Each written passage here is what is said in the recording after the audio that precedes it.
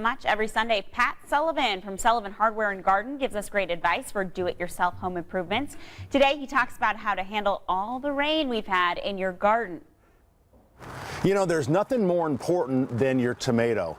So I've taken just every time it rains, I run out with an umbrella. Is anyone tired of the rain? It is causing havoc in the garden. So a few things that you can do. There's not a lot you can do, but certainly some things. Tomatoes, they get uneven watering. Now they're getting too much water, then they dry out. Then you end up with some of the blossom end rot. So keeping them dry, don't put any more water on them. When we get some hot days, if the leaves curl down, that's just the way the tomato's protecting itself. So if your tomato needs water, look at it in the morning. If it's wilted in the morning, it needs water. Other than that, leave it alone. And think about getting a fertilizer with some calcium in it. Calcium evens out that water and hopefully will prevent blossom end rot. Now, if you don't have, this tomato has some tomatoes on it. So if yours doesn't, be careful with the fertilizer, because if your plant goes vegetative, then you don't get any fruit, you get all plants. The lawn fungicide, we're seeing a lot of red thread and rust in the lawns. So this is just a protectant. So it kind of slows it down. It doesn't really reverse it. So if you've had disease on your lawns, this is prime time with all the water that we've had on the lawn. So think about a lawn fungicide.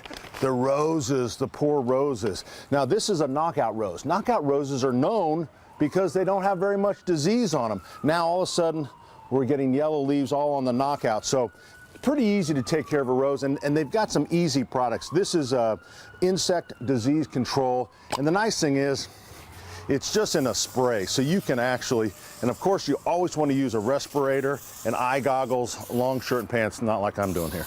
All right, so that'll take care of it. And again, just don't, as we always say, if it looks bad, don't look at it until it looks better.